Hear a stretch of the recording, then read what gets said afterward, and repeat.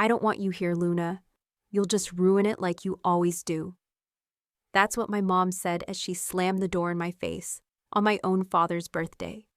If you've ever been cast out by your own family, just wait till you hear how this ends. Like, share, and subscribe, because they thought I was nothing until one sentence flipped everything. I stood there with a wrapped gift in my hand. Dad's favorite whiskey, imported from Ireland. I saved for weeks to get it. But I guess it didn't matter. Mom didn't care. And behind her I could hear the laughter, the clinking of glasses, the celebration. They banned me like I was some distant mistake, not their own blood. It wasn't always like this. But the day I dropped out of college to work on some weird tech idea, I became the family embarrassment. Mom told everyone I was lost and needed tough love. My sister Emma called me the glitch in the family. They all thought I'd crawl back begging one day, but I never did. I disappeared. On purpose. While they celebrated birthdays and posted fake smiles on Instagram, I was in a tiny studio apartment, eating canned soup and watching coding tutorials for 18 hours straight. I didn't go out, I didn't date, I just built. Alone, quietly, patiently. And they had no idea. 3 years of silence. 3 years of sleepless nights. 3 years of people thinking I failed. Until last month, when ArgentSoft, my tech platform, crossed $12.6 million in revenue. Under the founder name LC, I ran a remote team, closed international deals, and built one of the fastest growing automation systems in the country. But to my family, I was still jobless Luna. I was about to leave when a silver SUV pulled up. Out stepped Jason, Emma's boyfriend. Tall, charming, always polite. I hadn't seen him in years. Luna, he looked surprised. You weren't invited? I forced a smile. Apparently, I ruined everything. He looked down, awkward. Wow, that's weird. I thought you and Emma were okay? I shrugged. He scratched the back of his neck. Hey, this might sound crazy, but do you know someone named LC? My breath caught. I work at ArgentSoft, he went on. Been there 6 months. The CEO LC is kind of a legend. Nobody's ever seen them, but the stuff they built? Insane. I smiled, slow. You like it there? I love it. Best job I've ever had. I leaned against my car and looked him straight in the eye. That CEO you're talking about? That's me. He blinked. Once. Twice. Wait. What? Tell them, I said softly. Go inside. Tell my mom, tell Emma, that you work for me. Jason stared at me like he just saw a ghost. Then, he smiled. Oh my God, this is going to be fun. He walked in. Less than a minute later, I heard the music stop. Emma's voice rose, sharp, angry. Then came the sound of a chair scraping hard against the floor. A door flung open. She stepped out, heels clicking like gunshots. What did you tell Jason? Are you seriously messing with his job now? But before I could speak, Dad came out too, calm, curious. Then he looked at me and said something I never expected to hear. He looked me straight in the eye and said, Luna, is it true? You're the one behind ArgentSoft? I didn't answer right away. I wanted the silence to do its job. The kind that makes people feel every second of what they missed. Every moment they underestimated you. Jason spoke before I could. Sir, I work directly under her systems team. She's brilliant. The way she runs things, no offense, but I've never met anyone like her. Emma looked like she was going to choke. You're kidding. Her? She couldn't even finish college. My mom stepped out next, holding a plate of cake like it was a weapon. What kind of sick joke is this? I finally spoke. It's not a joke, Mom. I built ArgentSoft. I built it when you were busy telling your friends I was hopeless. When Emma laughed at me for wasting my time online. When Dad didn't even ask how I was surviving. My mom laughed bitterly. Oh, please. If that's true, then why are you standing out here like a lost puppy? I reached into my pocket and handed Jason a sleek black card. He turned it over. Jason's eyes widened. No way. Founder access. Level 0. Only one person has this. I smiled gently. And she's standing right here. Dad took a step closer. For once he looked confused. Not angry, not disappointed. Just confused. You're telling me all those nights we thought you were wasting your life, you were building this? Yes.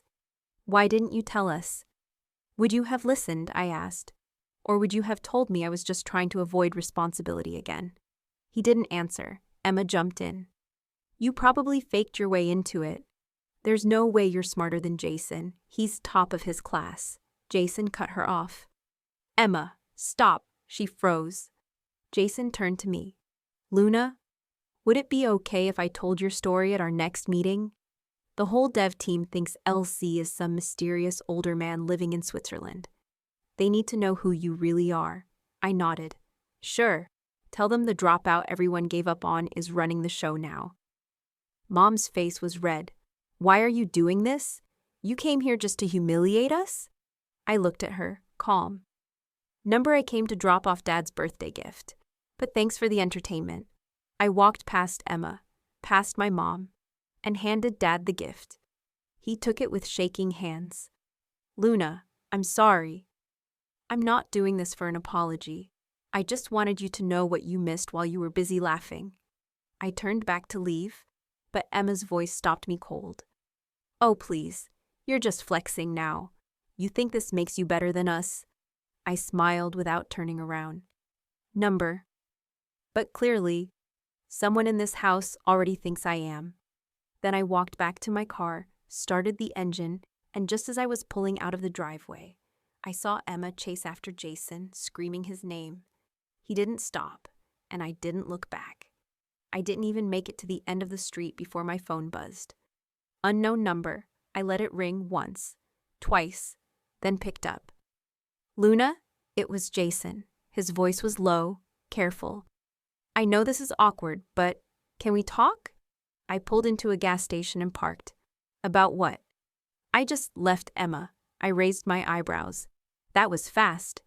She flipped out, said I was choosing you over family. I told her I'm not choosing sides. I'm just respecting the person who literally changed my life. There was a pause. Luna, he continued, you should have seen their faces after you left. Your mom looked like someone told her she was bankrupt. Emma tried to spin it, said you probably bribed someone for the founder card. Your dad, he just sat there, quiet, like he realized too late. I stared ahead at the empty road. Let them sit with it. I will. I mean, they should. But then his voice lowered. Can I be honest about something? I stayed silent. I didn't know it was you behind Argent Soft, but I always wondered who could build something that efficient, that sharp. It didn't feel like a man's work. It felt smarter, more refined. I blinked. That was not what I expected. Look, he continued, I know this is weird timing, but if you ever want to grab coffee, just to talk, no pressure, I'd really like that. I smiled softly. You just broke up with my sister. 10 minutes ago, he laughed nervously. Right, fair point. I hung up gently, not out of rudeness, just because this wasn't about him, not yet. This was about me. The next morning, I woke up to chaos online. Someone from Argent Soft had posted an internal newsletter, accidentally made public. It was titled, The Face Behind the Code, Meet Luna Carter. And below it was my picture. My inbox exploded. Investors, clients, press. I got a call from a major podcast, then a feature offer from Forbes. Even my old college professor emailed me, Luna, I never expected this. I'm proud, truly. But it was the voicemail from Mom that hit hardest. She sounded shaken. Luna, we saw the article. Why didn't you ever tell us? We just thought, I don't know what we thought. Your father wants to talk. We want to see you. Maybe dinner?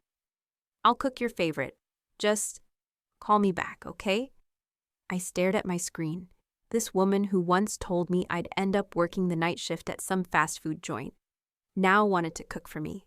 I didn't reply. Not because I was cruel, but because I finally understood something. Their validation didn't build me, and their absence didn't break me. The only thing that mattered now was what I chose next. And I had one more move left. A move that would leave everyone speechless. 3 days later, I walked into the one place I swore I'd never return to, my childhood home. But this time, I wasn't the girl they pushed around. I was the woman they never saw coming. The dinner was quiet at first.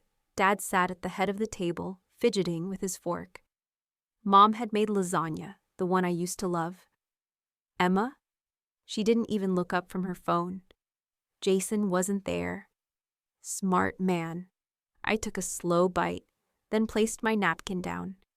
So, let's not pretend. Why did you really ask me here? Mom looked up sharply. We just wanted to reconnect. We're still family. I let out a short laugh. No, Mom. Family doesn't block you from birthday parties, or mock you behind your back, or laugh when you fall. Dad cleared his throat. She's right. We messed up. I let your mom's judgment cloud my own. And I didn't stand up for you. That was wrong. I looked him dead in the eye. You didn't just let it happen. You were part of it. The silence that followed was heavy, but I wasn't here for apologies. I pulled out a document folder from my bag and slid it across the table. What's this? Mom asked, not touching it. Papers for the new house I bought. In your name, Dad, I said. Fully paid. Beachside. You once told me you'd retire by the water. He blinked in disbelief. You... What? I signed the deed yesterday. It's yours. No catches. No games. Mom stared, stunned. Why would you do that? After everything we did to you, I leaned back, calm, because I needed to prove to myself that I could succeed, without needing your love. And now that I've done that, I don't want your guilt. I want closure. Emma scoffed. So this is your power trip now. Rub your success in our faces and walk away. I turned to her, sharp. Emma, I don't need to rub anything. You do that yourself every time you open your mouth. But since you're so curious, I pulled out one more envelope and tossed it to her. She opened it, and her face turned pale. This is a termination letter? Argent Soft bought out the firm you just joined, I said coolly. I own 52% now. I was going to keep you, but after hearing how you talk about me, well, you'll need to clear your desk by Monday. Mom gasped. Luna, that's cruel. No, Mom. What you did for years. That was cruel. This is justice. Emma stood up, nearly knocking over her glass. You'll regret this, I smiled. Doubt it, but you might. I stood up, adjusted my coat, and walked to the door. Before I left, Dad called out, Luna, one day I hope you'll forgive us. I looked back. I already did. That's why I'm free. And as the door closed behind me, I realized they had everything they thought mattered, but I had something they'd never understand. Power, peace, and my own damn name.